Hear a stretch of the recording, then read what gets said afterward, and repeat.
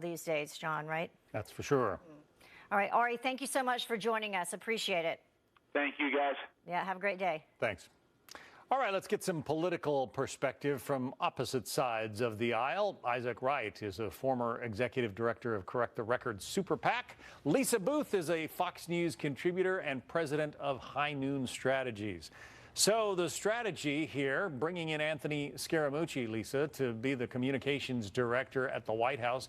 Some people might say it's a risky choice. He's not a guy who's done that particular kind of work in the immediate past, but he does have the ear of the president, and that's a critical part of this. Yeah, and he has had media experience as well. He's been a fixture in the media.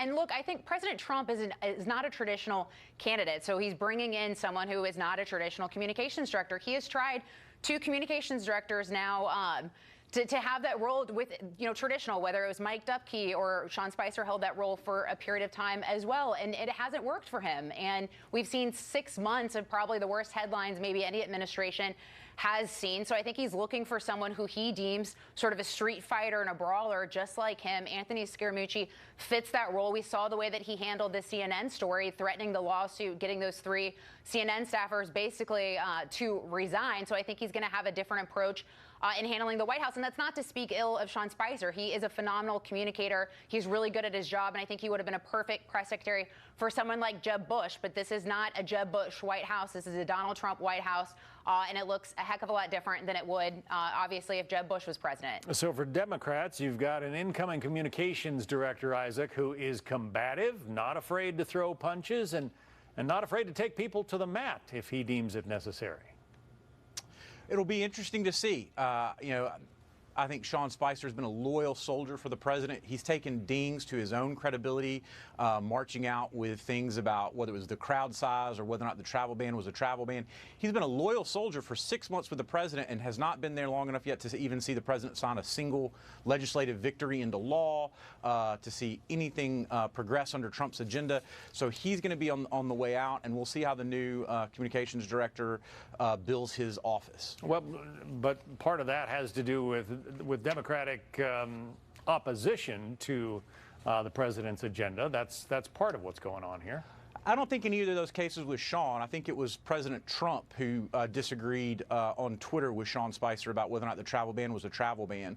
And I think it was the president who disagreed about the crowd sizes that drove Sean in. I think that's been out there. I think that's what is some of the water that I think the staff have to expect to take on in this. I think President Trump would have been a lot better off in the last 6 months had he listened to Sean Spicer's advice. So, Lisa, as the Senate gets ready to perhaps vote on another iteration of the health care bill, and the headlines, from the White House in this week when they wanted to highlight American manufacturing and so forth, and the headlines have been almost universally negative in terms of the passage or the progress of some kind of repeal of the American health Obamacare in favor of this Better Care Reconciliation Act. As the White House tries to shift focus to get some of these things done, does it seem in your view that Anthony Scaramucci and the change in strategy here, the change in team, is going to help accomplish that? Well, we're going to see. I mean, look, I'm not going to lie. I think President Trump hurts himself a lot. He undermines some of the great successes that he could have by stepping on his own message. I mean, we've seen that over the past 6 months. It hasn't done him any favors. But I also think for President Trump, he needs to trust the people around him and feel like they share sort of the same ideology and approach. And so I think that is what he will get with someone like Anthony Scaramucci. I do think they share sort of that same, street fighter mentality, taking on people. So I think from that perspective, they'll at least share that. I think the big question for Anthony Scaramucci is going to be the organizational side of this.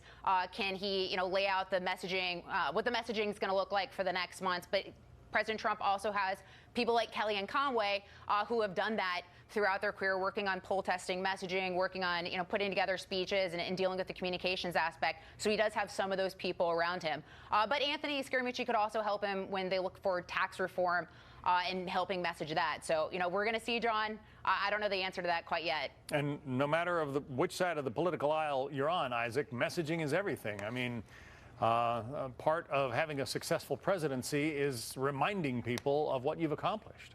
That's exactly right. The importance of messaging and being able to get it out. And that has been a problem for this White House. And I think that actually goes to some of what we're talking about today with the staffing. In the Beltway, we're talking about how it impacts healthcare and the chaos around the staff trying to push it, and Trump care, and how that chaos is at the staff level of the White House. The rest of America doesn't really care about that, I don't think. I think they look at the chaos question more as the fact that it's a question of, do 30 million Americans get thrown off their health care in one plan? Do 20 million get thrown off their plan in another? Those are real world consequences, and they're very different than the question about who's going to be at the podium and who's up, who's down in the White House politics that people in the Beltway focus on. So we are getting ready. I should remind our viewers, we're getting ready for this White House briefing. Sarah Huckabee Sanders, who has been Sean Spicer's lieutenant up till this point, is going to be taking the briefing today. And yes, it will be on camera. Probably going to be one of the most watched briefings yet, even without the presence of Sean Spicer. So Lisa, again, you're the strategist here. If you were running things in the White House communications shop, what would you tell them to do? How would you change the way things have been going? Well, I think that, well, it's tough because President Trump, again, is so different he was a different kind of candidate than we saw before. But look, I do think President Trump helped himself in the general election, where he did start giving some of your more traditional speeches, but while still being himself. So what I would like to see from the president, from my perspective, is still be himself. I mean, it was his message of, not wanting to leave Americans behind, sort of that straight talk, that authenticity. I mean, even when he got accused of donating to both Republicans and Democrats, he said, yeah, because I could buy them off. So I think people appreciated that authenticity. So you don't want to take that away. But, of course, not doing interviews like the New York Times interview, sitting down with 50 minutes with a publication that wants to bring damage to your candidacy is not the best approach. So I hope that he starts listening to his team, that I would be sure would advise him against that. So maybe a little bit organization, but you also can't take away who he is, because that's what people voted for. And Isaac, in terms of what Democrats do with this, is this something that gives them political capital to talk about the departure of Sean Spicer in any way? I think the message for Democrats remains on the consequences of the Trump agenda, not on the staff behind it. And frankly, I think Democrats in the Beltway should all chip in and send Mr. Scaramucci Tums and Rolaids and acids for the heartburns of what must be coming with that job, right? I mean, he's taking over the reins of the White House communication shop the day that it surfaced that Trump is in talks about pardoning himself for the people around him, days after he tried to intimidate his own attorney general about investigations, and at the same time that we've seen the collapse of about the third version so far of Trump Care, maybe it's fourth version they're up to now in Congress. He's got a hard job. Mr. Scaramucci is going to need a lot of patience ahead. We are just a couple of blocks away from the NBC building here, and you can hear the wailing and gnashing of teeth over at Saturday Night Live right now, because they are not going to have Sean Spicer to kick around anymore. That was funny, though. That was a pretty good skit.